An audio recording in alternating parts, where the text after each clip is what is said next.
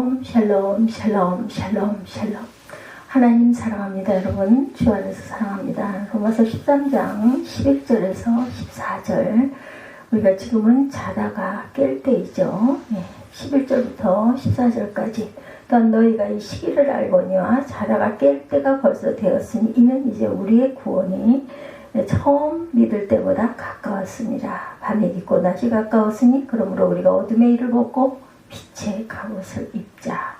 낮에와 같이 단정히 행하고 방탕하게 하거나 술 취하지 말며 음란하거나 호색하지 말며 다투거나 시기하지 말고 주 예수 그리스도로 옷 입고 정욕을 위하여 육신의 일을 도모하지 말라. 육신의 일을 도모하지 말라. 우리가 자다가 깰 때입니다. AD 400년경 어거스틴은 아프리카의 히포라는 곳에서 주교로 활동하고 있었다고 그래요. 그는 기독교 2000년의 역사 속에 아주 위대한 신학자 중에 한 분이죠. 어거스틴. 근데 이렇게 위대한 성자 어거스틴도 젊은 시절에 방탕하고 타락한 삶을 살았습니다.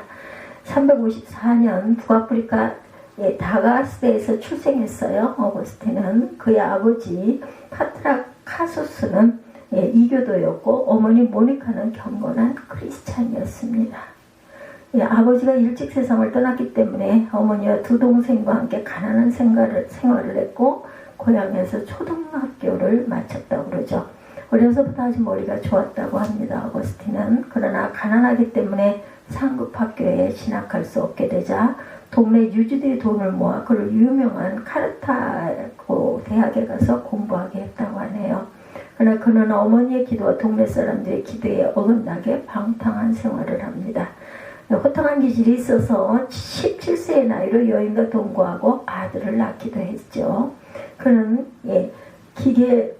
키케로의 책을 읽고 철학의 흥미를 느껴서 바벨론 헬라 철학과 인도 사상이 종합된 이단 마니교회에 빠지게 됩니다. 어머니는 크게 실망하고 한때 카르타고에서 가르치기도 했고 나중에 이태리 밀라노 대학에서 교수 생활도 하기도 했다고 그래요. 그런 그가 삶의 괴이를 느끼고 어머니와 동거했던 여인과 아들의 만류도 뿌리친 채 로마로 갑니다. 동거했던 여인과 아들의 만류, 어머니와 이렇게 가족들이 만류하는데도 불구하고 로마로 갔다고 그러죠. 거기서 그는 밀라노 감독이었던 암브로시우스 주교를 만나 큰 감화를 받고 경제적인 안정도 이루어갑니다. 그는 점점 폐인이 되어가고 항상 술에 취해 있었고 정욕의 노예가 되고 있었다고 그래요. 그럼 그가 정원에서 심각한 내적인 싸움을 하고 있을 때 들고 읽어라 어린아이의 노랫소리를 듣는 순간 방으로 들어와서 성경을 펴서 읽기 시작했다고 합니다. 그때 읽었던 말씀이 오늘 본문 말씀으로 유명하죠. 낮에와 같이 단정히 행하고 방탕과 술 취하지 말며 음란과 호색하지 말며 쟁투와 시기하지 말고 오직 예수 그리스도로 옷 입고 정욕을 위하여 육신의 일을 도모하지 말라. 그 이후로 그는 어둠의 일을 청산하고 빛의 사람이 됩니다. 그때가 바로 386년 32세 때의 나이였습니다. 그 이후에 430년 8월 28일 76세로 하나님께로 돌아가죠. 76년 동안 살았습니다. 부름받기까지 삶은 한마디로 은총의 삶이었다고 해요. 그러니 32세 때 이렇게 방탕하고 이렇게 지내다가 그만 그 성경에 나와 있는 낮에와 같이 단정히 행하고 방탕과 술 취하지 말며 음란과 호색하지 말며 쟁투와 시기하지 말고 그리스도로 옷 입고 정욕을 위하여 육신의 일을 도모하지 말라. 어둠의 일을 청산하게 되죠. 32살 때. 그래서 76세까지 살았으니까 44년 정도를 아주 은총의 삶을 살았다고 그러네요. 당시 어거스틴에게 들려진 음성은 이웃집 어린아이가 부르는 노래였다고 합니다. 비록 어린아이의 노랫소리였지만 성령에 감동하시니 하나님의 음성으로 들렸겠죠. 그는 그때의 심경을 수레합니다. 나는 이 말씀을 읽는 순간 밝은 빛이 내 마음속에 물밀듯이 밀려들어왔고 모든 의심의 그림자가 사라졌다. 그는 새 사람이 되어서 기독교 2000년 역사 가운데 위대한 성자로 기록됩니다. 우리가 사는 세상은 얼마나 악한지 몰라요. 예, 어떻게 보면 구약의 소돔과 고모라의 멸망 때나 폼페이의 멸망 때보다 더 악했지 덜하지 않다. 오늘날 우리 사회를 보면 너무나 안타깝습니다. 우리나라가 좋은 곳으로 세계 1등이면 얼마나 좋겠나. 그러나 자살률, 이혼율, 교통사고율, 예, 술 소비율 등에서 독보적인 존재라고 합니다. 이 모든 것은 우리가 모두 타락한 생활을 했기 때문에 초래한 결과겠죠. 우리나라 모든 백성들이 정신을 차려야 한다. 이대로 가다가는 그만 하나님의 심판을 받지 않을까 두렵습니다. 그리고 본문의 바울은 자다가 깰 때가 되었다. 11절에 이렇게 말하고 있습니다. 자다가 이제는 깰 때가 되었다. 바울의 말씀처럼 우리는 죄의 그 잠에서, 육신이 아니란 잠에서, 게으름과 태만의 잠에서, 영적인 사망의 잠에서 깰 때가 벌써 되었다. 지혜로운 처녀, 어리석은 처녀들이 다 잠들어 있었던 것처럼 세상 사람들만 잠든 것이 아니라 우리 믿는 사람들도 잠을 자고 있습니다. 어린아이들이나 학교에 가야 하는데 잠자고 있으면 흔들어 깨우듯이 일어나야 할 사람이 잠자고 있으면 우리는 그 사람을 깨워주어야 합니다. 주님께서 겟세마네 동산에서 제자들에게 깨어있으라고 말씀하세요. 오늘 본문에서 바울은 이 시기가 어떤 시기인지를 우리가 알고 있기 때문에 깨어있으라 권면합니다. 지금의 이 시기는 일어날 때다. 지금은 성령의 시대입니다. 복음을 전해야 할 때고 믿음의 선한 싸움을 싸워야 할 때다. 다시 말해 지금은 어둠에 있을 때가 아닌 저녁 잠잘 때가 아니다. 예, 그러나 한국교회는 잠자고 있고 해가 중천에 떠 있는데 잠자고 있는 사람들이 너무나 많습니다. 이미 빛이 비치고 있는데 자고 있어요. 바쁘게 일해야 할 때인데 잠자고 있다. 충분히 잘 만큼 잤으니 일어나야 한다. 우리나라는 작은 나라임에도 불구하고 몇십 년 만에 세계 경제 대국이 되었어요. 기적이죠. 그러나 경제 대국으로 만족해서는 안 된다. 우리나라는 선교 대국이 전 세계에 복음을 증거하는 복음의 수출국이 되어야 합니다. 그럼에도 지금 그만 영적인 잠에 빠져서 세속적인 잠에 취해 일어나지 못하고 있으면 안 되겠죠. 소금과 빛이 되어야 하는데 잠에서 깨어날 줄을 모르고 있는 안타까운 그러한 시기에 있습니다. 방종하여 사회의 소금과 빛이 못되고 그만 녹지 않는 소금과 어둠으로 살고 있으니 부끄러운 일이죠. 성령으로 다시 일어서십시다. 일어나 힘차게 주의 역사를 일구어 나가야 할 줄 믿습니다. 바울은 왜 우리가 깨어나야 하는지 좀 더 분명한 이유를 말합니다. 그 이유는 우리의 구원이 처음 믿을 때보다 가까웠다. 11절이죠. 예. 우리의 처음 예수 믿기 시작할 때보다 지금 하늘나라가 가까이 왔습니다. 하나님이 곧 의로 심판하실 날이 멀지 않았어요. 마지막 한 걸음밖에 남지 않았습니다. 근데 우리가 이렇게 발걸음이 무거워서야 되겠는가. 우리가 천국에 부름받을 때가 가까우고 천국에 부름받을 때가 가까웠어요. 이때 우리는 어둠의 일을 벗고 빛의 갑옷을 입어야 합니다. 그래서 바울은 밤이 깊고 낮이 가까웠으니 우리가 어둠의 일을 벗고 빛의 갑옷을 입자라고 말합니다. 우리는 어둠의 일을 벗어버려야 돼요. 회개하고 하나님의 원하시는 성화의 삶을 살아야 합니다. 먼저 우리의 옛사람을 벗어버리자. 그렇다면 우리가 벗어버려야 할 어둠의 일은 무엇일까? 본문에서 자세히 설명하죠. 13, 4절 낮에와 같이 단정히 행하고 방탕하거나 술 취하지 말며 음란하거나 호색하지 말고 다투거나 시기하지 말고 예수 그리스도를 옷 입고 정욕을 위하여 육신의 일을 도모하지 말라. 낮에와 같이 단정히 행한다는 말의 의미 잠언 4장 23절에 보면 모든 지킬 만한 것 중에 더욱 내 마음을 지키라 생명의 근원이 이에 있습니다. 말씀합니다. 아멘. 잠언 10장 19절에도 말이 많으면 허물을 면하기 어려우니 입술을 제어하는 자는 지혜가 있느니라 교훈하죠. 또한 베드로전서 1장 15절에도 오직 너희를 부르신 거룩한 이처럼 너희도 모든 행실에 거룩한 자가 되라 이렇게 권면합니다. 이처럼 우리의 마음과 입술 행실이 사람으로 마땅한 도리와 자신의 본분에서 떠나지 않는 것이 바로 낮에와 같이 단정히 행하는 것이다.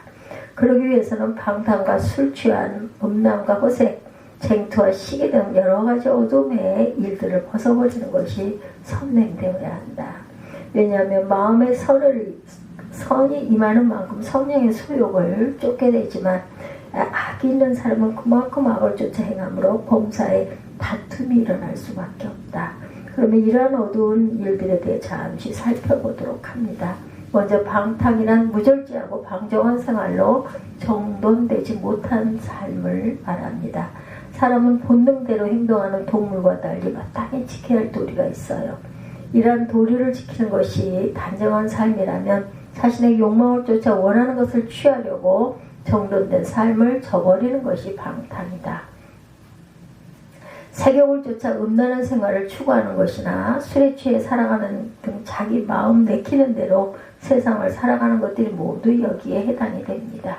다음으로 술 취함 또한 하나님께서 금하신 일이죠. 믿는다는 사람 중에도 혹자는 취하지 않으면 안 된다는 합리화를 하면서 술을 마시는 것들을 볼 수 있어요. 우리는 에베소 5장 18절에 술 취하지 말라 이는 방탕한 것이니 오직 성령으로 충만함을 받으라 하는 말씀처럼 오직 성령의 충만 속에 깨어 있어야 합니다. 또한 호색과 음란이 있는데 이는 사람이 지켜야 할 선을 넘어 무절제하게 음욕을 쫓아가는 것이다. 예를 들면 동성연애 등이 여기에 포함되죠. 성경에는 이런 사람들을 반드시 죽이라고 명하고 있습니다. 또한 음란의 사전적 의미는 음탕하고 난잡함이라고 나와 있는데 이런 일들을 세상 도덕이나 윤리상으로는 있을 수 없는 행동이다. 이러한 방탕과 술 취함과 음란, 호색 등이 정욕을 쫓아 행하는 그 어둠의 일이라면 쟁투와 시기 등은 물질이나 명예 등을 얻고자 하는 욕심을 쫓아 나오는 그러한 어둠의 일들이다. 야고보서 4장 1, 2절에 너희 중에 싸움이 어디로부터 다툼이 어디로부터 나느냐 너희 지체 중에 싸우는 정욕으로부터 나는 것이 아니냐 너희는 욕심을 내어도 얻지 못하며 살인하며 시기하여도 능히 취하지 못하므로 다투고 싸우는도다 이렇게 말씀합니다. 또한 자신이 남보다 못하다거나 상대가 자신보다 나을 때 생기는 시기도 이와 같은 맥락이다. 이처럼 어둠의 일들을 행하는 사람은 단정한 마음을 가질 수 없고 말과 행실도 단정할 수 없다는 것을 알아서 신속히 어둠의 일을 벗고 빛의 갑옷을 입어야 한다. 세계를 지배한 로마 제국이 경제력이나 군사력이 약해 멸망한 것이 아니죠. 로마 제국은 영적으로 타락한 것이 바로 패망의 원인이었습니다. 우리나라는 한국교회는 이런 어둠의 일에서 벗어나야 한다. 어둠의 일에서.